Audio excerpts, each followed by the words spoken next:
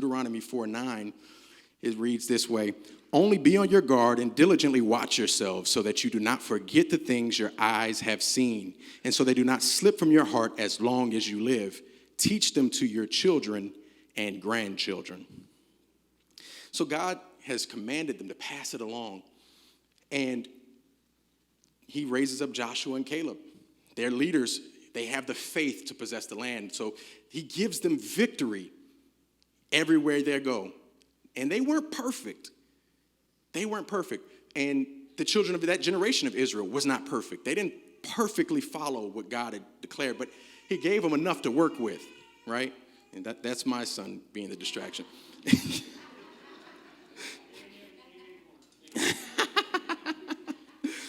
And so, God gave them victory. They gave him enough to work with. They were faithful enough that God said, I can use you.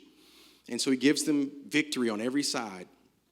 And here we are in Scripture. That generation dies. Another generation comes up on the scene and does not know God or what he's done for Israel.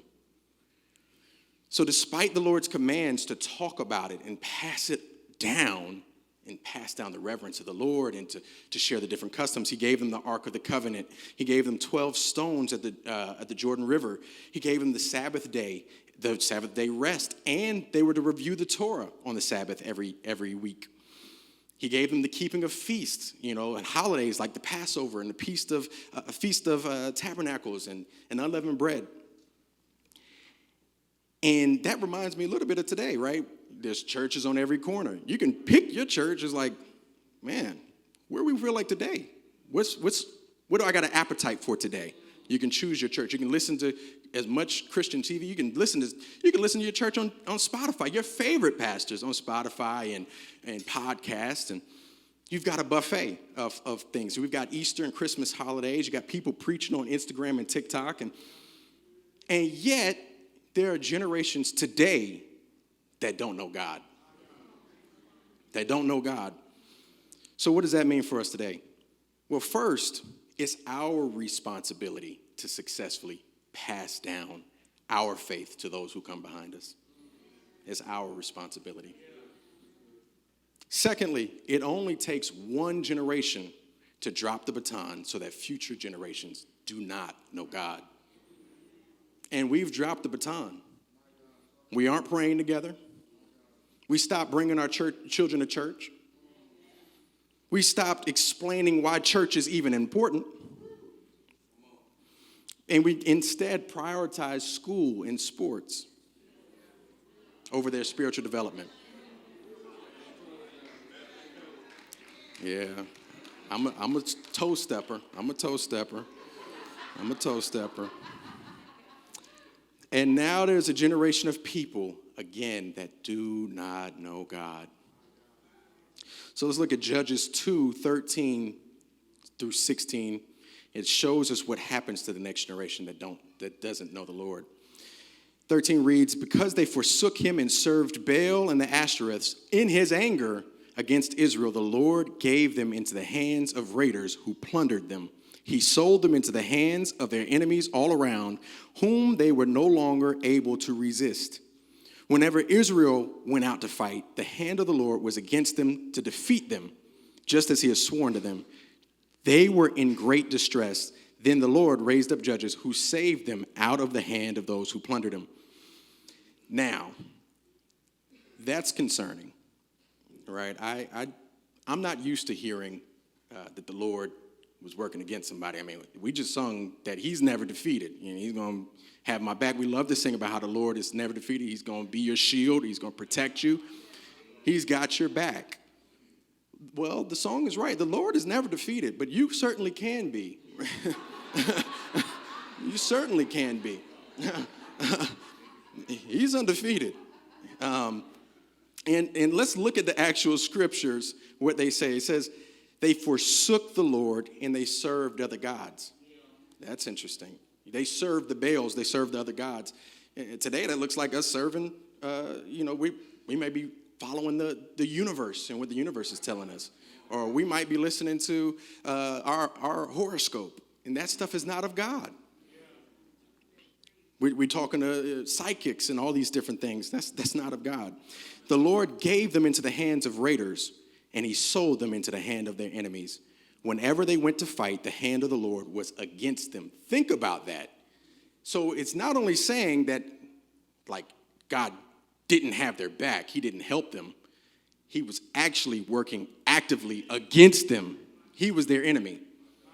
And that's really interesting. It's the kids of the people he brought into that land. It's because they violated their covenant with him. And to quote Floyd Mayweather Jr., if you violate, we demonstrate. I mean, and he demonstrated. He was actively working against them. So what does that mean for us today? The next generation is not walking in the victory they could have if they knew the Lord. Think of the things young people are struggling with today. They're experiencing gender dysphoria. There's an epidemic of anxiety and depression. Suicide is at all-time highs. Mass shootings every other week. It makes you almost miss gang violence. At least it was predictable. It's like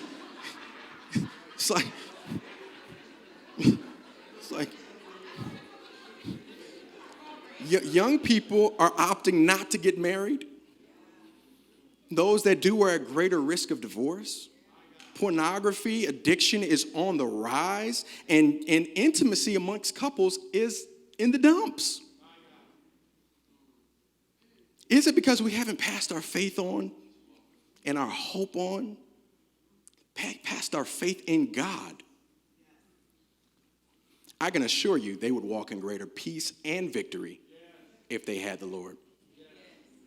So now we've talked about the consequences of botching and fumbling the handoff. Let's look at what the Israelites should have done to raise up the next generation to serve the Lord and discuss 3 things we can do to successfully pass the baton. So what should the Israelites have done to pass on their faith? Well, number 1, God expected them to share their story of what he did for them, right? That's why he had all these festivals and reminders and memorials.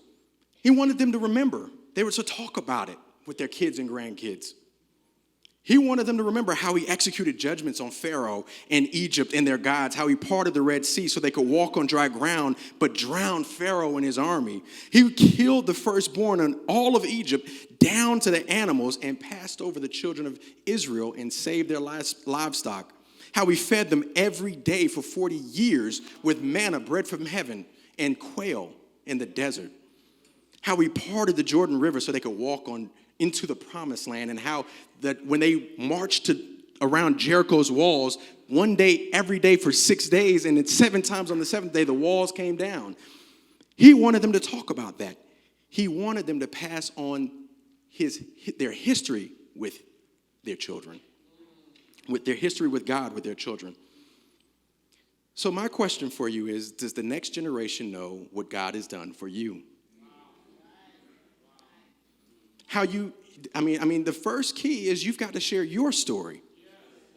Have you shared with them how he restored your broken family, and how he kept your house from being foreclosed, and how he paid your rent when you didn't have the money, how he got you the job you were underqualified for, how he gave you peace when you had none, how he healed your heart when you were hurt beyond words, how he kept you from going to prison, how he healed your body when the doctors said there was nothing else that they could do, how he saved you and pulled you out of your filthy sin and gave you a new nature and called you his own. Do they know that? Do they know? Growing up as a child, I was blessed to hear the stories of my parents and my family. And my parents passed on the legacy of faith, and they would tell me different things that were going on and things that happened in our family. And I happened to learn about my own grandfather and how he was a devil at a time.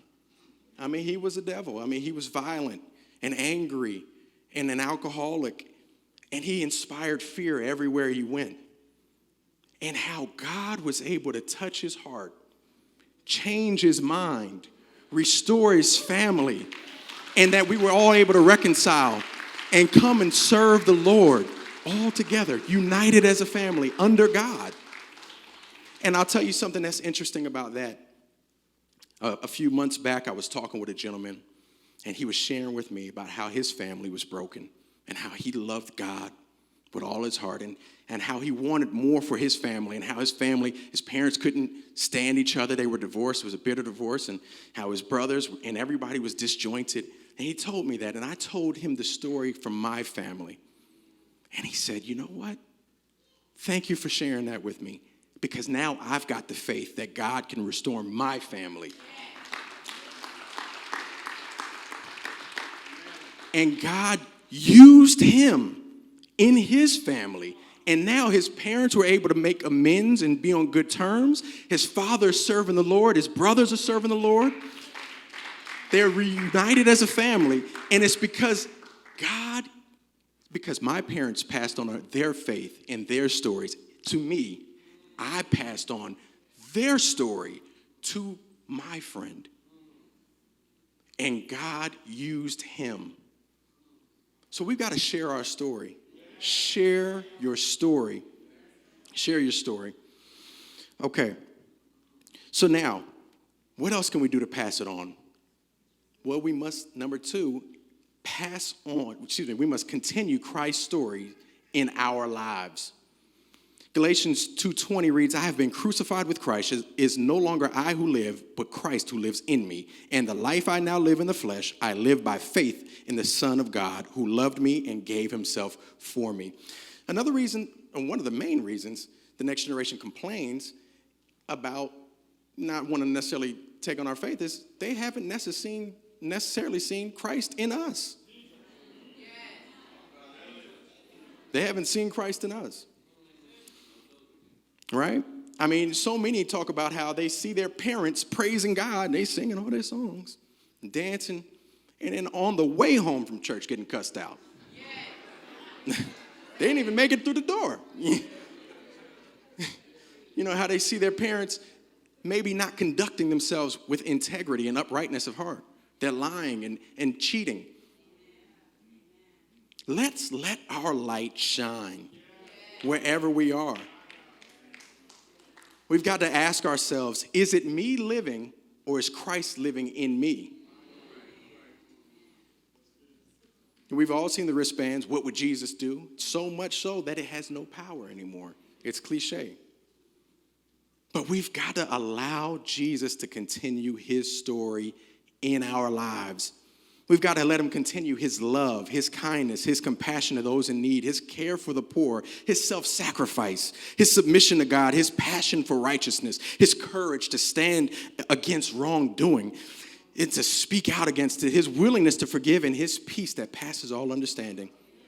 We've got to show that. We've got to demonstrate that. We've got to allow him to live that out in our lives. He didn't die just to die.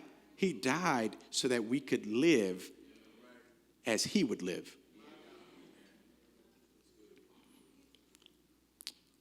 So we must share our story, continue Christ's story, and teach them how to properly love God. How to properly love God. A few years back, a lot of you may remember, a revolutionary book came out. It's called The 5 Love Languages.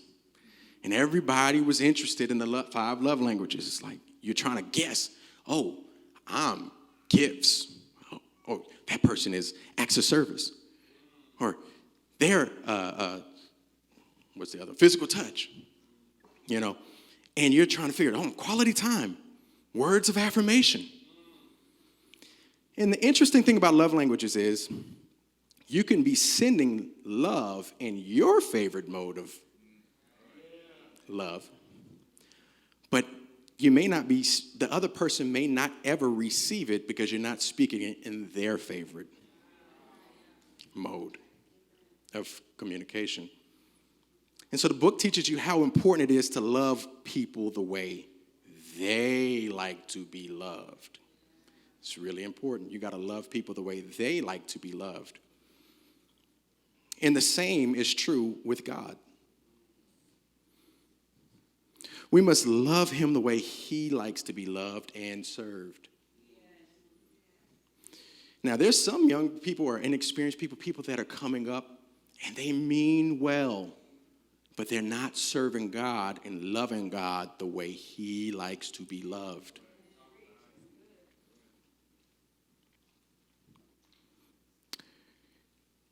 So, let's think about how they may try to love God, but they don't know. They may think it's okay to mix Eastern religion with their faith and the worship of God. They're burning sage and carrying crystals and doing witchcraft and practicing with astrology. They don't know that's not for our God. They think it's okay to cut and paste American political affiliations into their faith.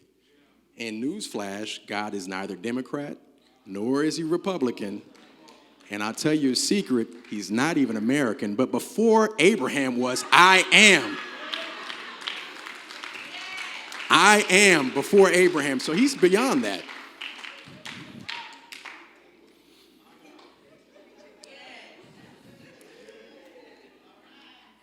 And my personal favorite that I see is that people think God doesn't require obedience to his word, but he likes a good heart. But there are no good hearts without him. There are no good hearts without him. There are no good hearts. And God has love languages too. His love languages are praise, worship, faith, obedience, and exclusive devotion to him as our God. So we've got to teach the next generation how to love God. Are you teaching them that there must be no other gods before him? Are you teaching them to lean not to their own understanding, but in all their ways acknowledge him? That we demonstrate our faith through our works. That he prefers obedience to sacrifice. That what they do to the least of these, they do unto him. To how to love their neighbor. Forsake not the assembly of the believer. To be holy because the Lord your God is holy. Sometimes they mean well, but just like Apollos in Acts chapter 18, verse 26, he was preaching and Aquila and Priscilla pulled him aside. They said, come here, brother. And they taught him the way of God more accurately. Sometimes there's people that are coming up that we need to pull aside. They have a heart for God, but they don't know how to serve him properly. Pull them aside and say, let me teach you the way of God more accurately. I like that fervor. I like your attitude. You have the right heart, but let me teach you the way of God more accurately. And we've got to do that. We've got to do that. Our God is a generational God. That's why he introduces himself. He says, I am the God of Abraham, Isaac, and Jacob.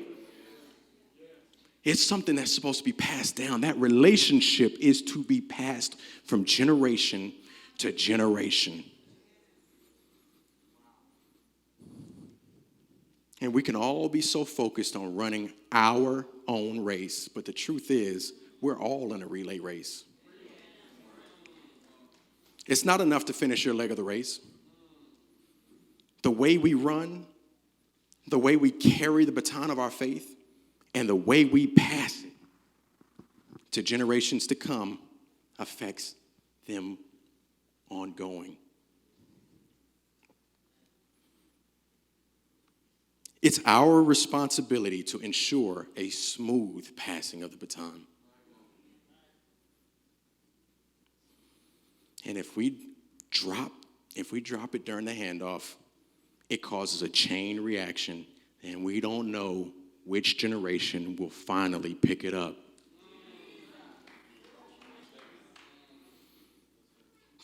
As we can see in the children of Israel and the generations of today alike, if we don't pass on our faith to the next generation, they will simply adopt the gods and practices of the people around them. Pass on the faith God has given you to your children and your grandchildren, your mentees, and any and every up-and-coming person you have influence with, pass it on. I'm here today because my parents passed on their legacy of faith, and you witnessed the beginning of me passing on my legacy of faith to my son.